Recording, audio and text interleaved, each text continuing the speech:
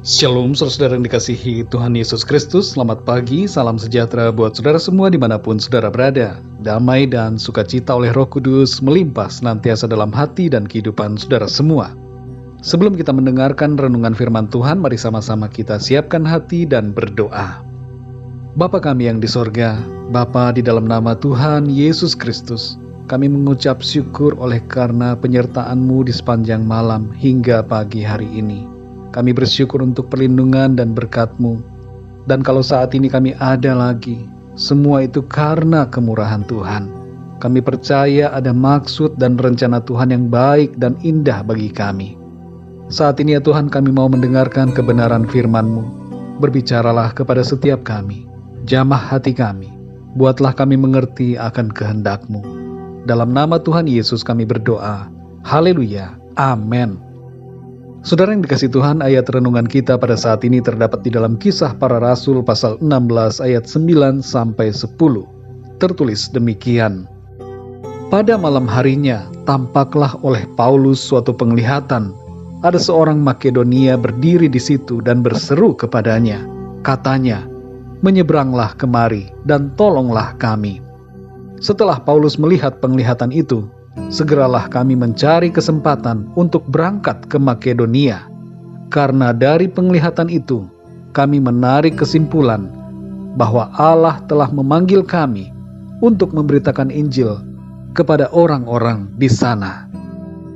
Saudara yang dikasihi Tuhan, suatu kali seorang teman saya sakit dan dirawat di sebuah rumah sakit di Bandung. Saya membesuknya dan ternyata di dalam satu ruangan perawatan itu, ada seorang ibu yang sakit parah dan dalam tahap stadium akhir. Tidak ada lagi tindakan medis yang bisa dilakukan, dan ibu ini hanya menunggu saatnya saja. Saya merasa tergerak untuk berbicara dengan ibu ini mengenai Injil keselamatan. Ibu ini memang belum percaya kepada Kristus, dan rupanya bukan suatu kebetulan bahwa Tuhan membawa saya menjumpai ibu ini melalui peristiwa sakitnya teman saya itu. Setelah beberapa hari dirawat, teman saya sudah sehat kembali dan dibolehkan pulang. Tapi ibu ini tetap berada di sana. Saya tetap membesuk ibu ini hampir setiap hari. Dan beberapa kali saya membacakannya ayat-ayat Alkitab, mengajaknya percaya, tapi dia menolak. Suatu kali saya membacakan satu perikop ayat tentang anak yang hilang. Dan sesudahnya saya menanyakan apakah ia mau percaya kepada Tuhan Yesus. Ia mengatakan mau percaya dan mengikuti doa pengakuan percaya kepada Tuhan Yesus Kristus. Selama beberapa hari setelahnya, saya terus menguatkan dia, dan tidak lama kemudian ia meninggal dan kemudian dikuburkan di tempat pemakaman di daerah Pandu dengan tanda salib di atas kuburannya. Sebelum kembali kepada Tuhan, Ibu Din, demikian nama ibu ini, memberikan pesan-pesan kepada salah seorang saudaranya untuk menjaga dua anaknya yang masih kecil dan memintanya agar membawa anak-anaknya ke gereja setiap minggu. Dua anaknya itu bernama Dina dan Teddy. Saya pernah bertemu sekali dengan mereka saat pemakaman Ibu Din, tapi setelahnya tidak pernah bertemu lagi.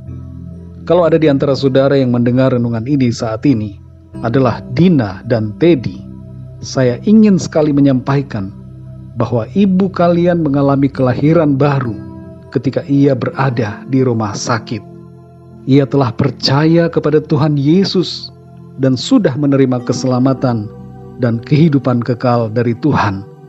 Dan ada satu hal yang menjadi kerinduannya, yaitu ia ingin agar kalian juga percaya kepada Tuhan Yesus. Saudara yang dikasihi Tuhan, dalam Kisah Para Rasul pasal 16 ayat 9-10 ini, kita memahami bahwa Tuhan memberikan tanda melalui mimpi agar Paulus dan Silas memberitakan Injil di Makedonia. Dalam kehidupan kita, saudara, Tuhan pun dapat memberikan berbagai tanda sebagai petunjuk agar kita memberitakan Injil kepada orang-orang tertentu. Tinggal masalahnya bagaimana kepekaan kita dan bagaimana ketaatan kita akan kehendak Tuhan. Apakah kita mau mengerti dan mengikuti tanda yang dari Tuhan. Sebagai orang yang telah diselamatkan dan mengetahui jalan keselamatan, maka sudah seharusnya kita memberitahukan kepada orang lain mengenai kabar keselamatan yang sudah kita terima di dalam Kristus. Ada banyak orang yang sedang berjalan menuju kebinasaan, dan adalah tugas kita untuk membawa mereka kepada Tuhan Yesus. Dalam Matius 5 ayat 13-14 Tuhan Yesus mengatakan bahwa kita adalah garam dunia dan terang dunia. Sebagai garam kita harus memberi dampak bagi orang-orang di sekeliling kita. Dan sebagai terang, janganlah kita menutupi identitas kita sehingga kita tidak mengabarkan Injil. Setiap kita yang percaya dapat menjadi saksi Kristus di mana saja. Mari saudara yang dikasihi Tuhan, tuailah jiwa-jiwa di sekeliling kita. Laksanakanlah amanat agung sebagaimana yang dikehendaki Tuhan. Saudara yang terkasih, bagi saudara pendengar yang belum percaya kepada Tuhan Yesus dan saat ini mau percaya dan menerima anugerah keselamatan, mari ikuti doa saya. Tuhan Yesus, aku percaya Engkau adalah Tuhan dan Juru Selamat yang telah datang sebagai manusia. Engkau telah berkorban dan mati bagiku untuk menebus aku dari penghukuman akibat dosa. Engkau bangkit dan hidup, naik ke sorga, serta akan datang kembali pada akhir zaman.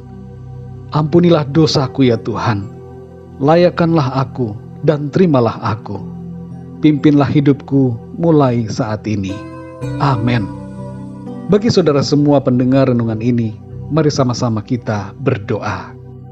Bapa kami yang di sorga, Bapa yang penuh dengan kasih setia, Bapa yang selalu baik kepada kami, Bapa di dalam nama Tuhan Yesus Kristus, terima kasih untuk firman-Mu yang mengajar kami bahwa Engkau berbicara dengan berbagai cara untuk memberikan petunjuk bagi kami, supaya kami melayani orang-orang lain di sekitar kami yang belum mengenal Tuhan. Tolong kami ya Tuhan, supaya kami peka dan dapat mengenali tanda dari-Mu, serta melayani orang lain dengan menyampaikan kabar Injil keselamatan. Penuhilah kami dengan Roh Kudus-Mu, buatlah kami berani, dan pimpinlah kami ya Tuhan, untuk senantiasa berkobar dalam melayani-Mu. Dimanapun kami berada, di sekolah, di kantor, di lingkungan tempat tinggal kami, dan dimanapun Tuhan tempatkan kami. Jadikan kami saksi-saksi-Mu Tuhan, yang berani dan yang mengasihi. Terima kasih ya Tuhan, di sepanjang hari ini kami mohon pimpinan-Mu dalam segala aktivitas kami, tugas dan pelayanan kami. Biarlah di dalam semuanya itu, nama-Mu Tuhan senantiasa kami muliakan. Kami berdoa untuk yang sedang sakit, jamahlah dan sembuhkan dengan kuasa-Mu. Berikan kekuatan yang baru dan kesehatan yang sempurna. Kuatkanlah yang lemah, bangkitkanlah semangat yang berputus asa, dan berikanlah jalan keluar bagi setiap orang yang sedang mengalami masalah dalam hidupnya. Terlebih khusus bagi saudara-saudara kami yang sedang mengalami musibah, bencana alam, banjir dan segala hal yang sedang terjadi hari-hari ini. Kami mohon agar Tuhan Engkau memberikan kekuatan dan penyediaan serta pertolongan-Mu yang ajaib. Terima kasih ya Tuhan, kami serahkan segala sesuatunya ke dalam tangan kasih-Mu. Kami percaya, kami alami berkat, damai sejahtera, dan kasih karunia Tuhan yang berlimpah-limpah. Dalam nama Tuhan Yesus kami berdoa. Haleluya. Amin. Puji Tuhan, saudara yang dikasihi Tuhan, saya percaya firman Tuhan menjadi berkat dan kekuatan buat saudara semua. Dan Roh Kudus akan menolong saudara untuk lebih lagi memahami kebenaran firman Tuhan. Tuhan Yesus memberkati saudara semua. Sampai jumpa dalam renungan yang berikutnya. Haleluya.